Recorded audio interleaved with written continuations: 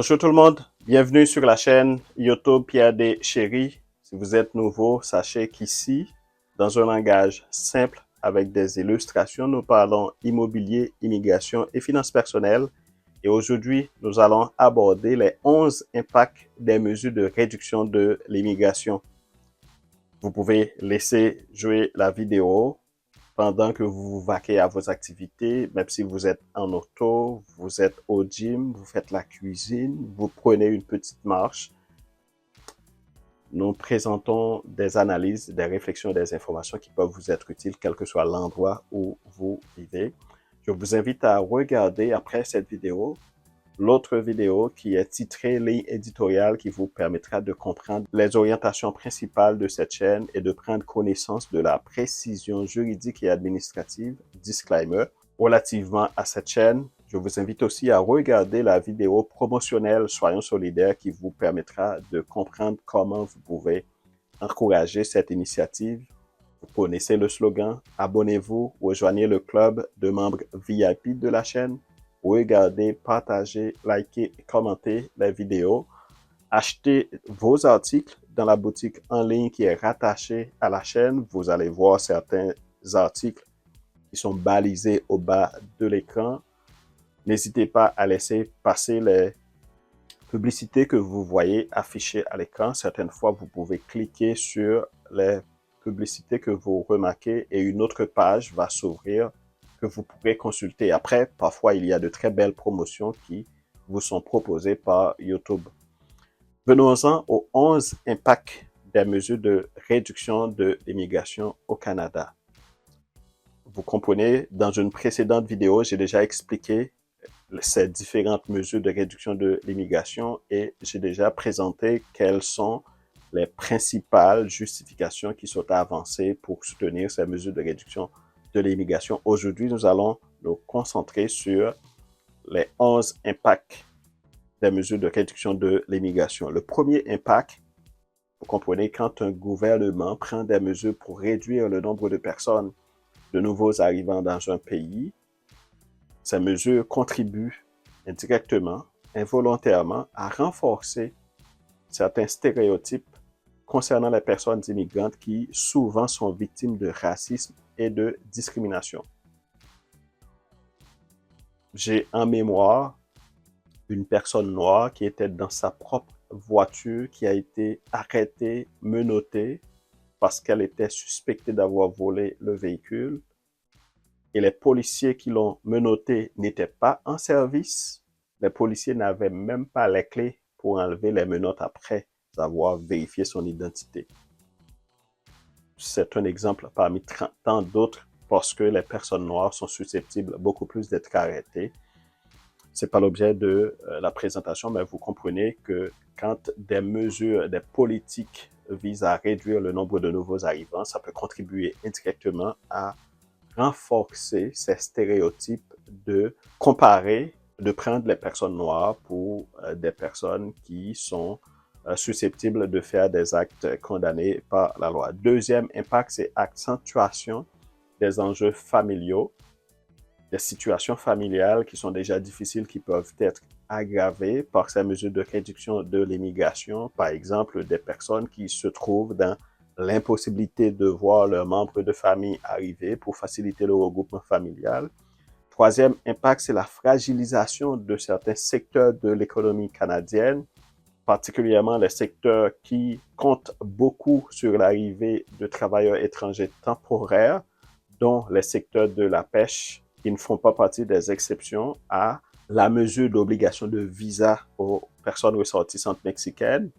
Et par exemple, aux îles de la Madeleine et à Matane, le secteur de la crevette et le secteur des crabes des neiges se retrouvent en péril au point où le 18 mars dernier, le 18 mars 2024, l'usine Les Fruits de mer de l'Est à Matane a dû fermer complètement ses portes parce que justement, les centaines de travailleurs étrangers temporaires qui devaient arriver pour faire fonctionner cette usine, qui devait arriver du Mexique, à cause de l'imposition de l'obligation de visa, n'ont pas pu arriver à temps et l'usine a dû fermer.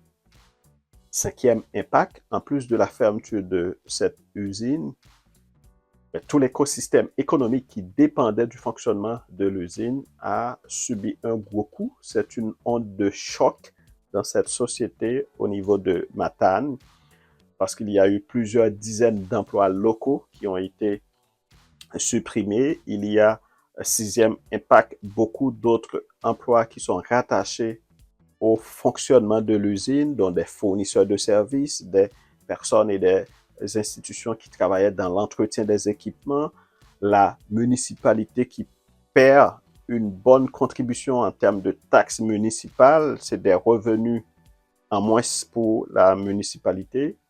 Et septième impact, ces mesures de réduction de l'immigration contribuent indirectement à renforcer et même à tenter de légitimer un certain discours négatif, extrémiste et péjoratif concernant les personnes immigrantes qui sont injustement considérées seulement comme des consommateurs, comme des bénéficiaires de services. Et c'est pourquoi très souvent, notamment au Québec, on parle de la capacité d'accueil qui est atteinte, alors que les personnes immigrantes en général, dans beaucoup de secteurs, je n'ai pas le temps pour développer, au contraire, contribuent à augmenter et à améliorer ces mêmes services d'accueil et d'intégration.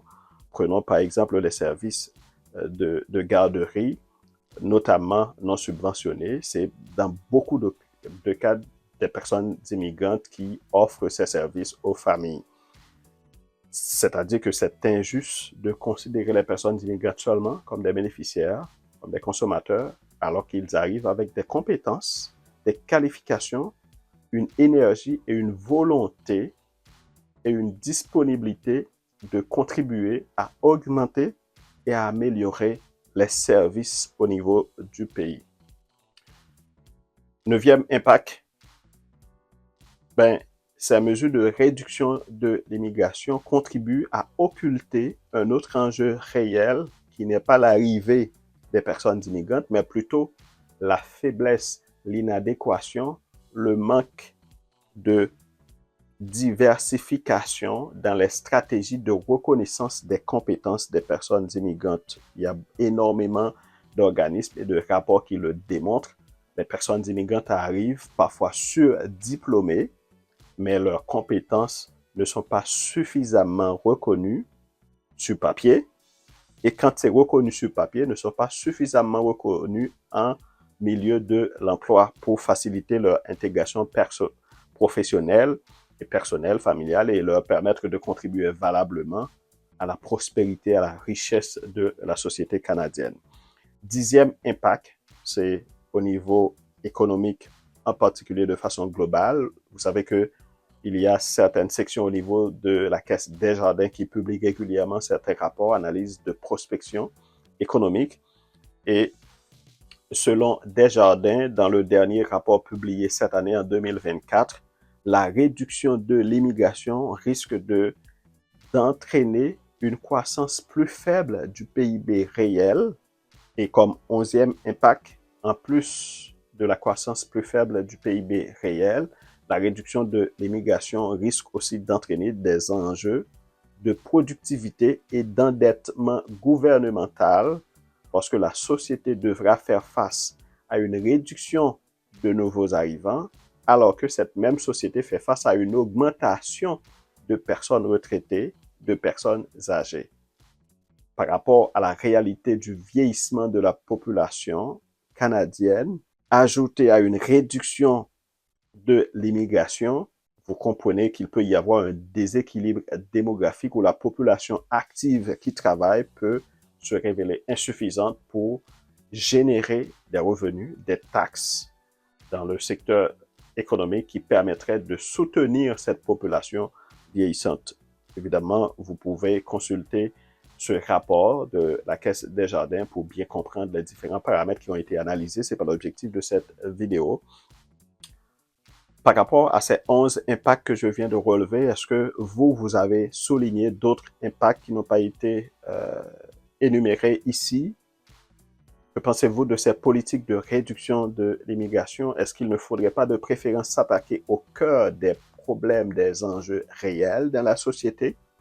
Par exemple, pour la crise de logement, est-ce que la solution, c'est de réduire le nombre de personnes immigrantes ou est-ce qu'il ne faudrait pas de préférence prendre des mesures rapides, efficaces et drastiques pour permettre, la construction de beaucoup plus de logements? Laissez-moi savoir ce que vous pensez, ce que vous savez de ce sujet en commentaire. Vous connaissez le slogan, abonnez-vous, rejoignez le club de membres VIP. En retour, vous bénéficierez d'avantages exclusifs. Regardez, partagez, likez et commentez la vidéo. Achetez vos articles dans la boutique en ligne qui est rattachée à cette chaîne. Vous verrez certains échantillons d'articles qui sont balisés au bas de l'écran. Avant de vous laisser, prenez soin de vous-même, prenez soin de votre chez vous, prenez soin de vos finances. Merci, à la prochaine.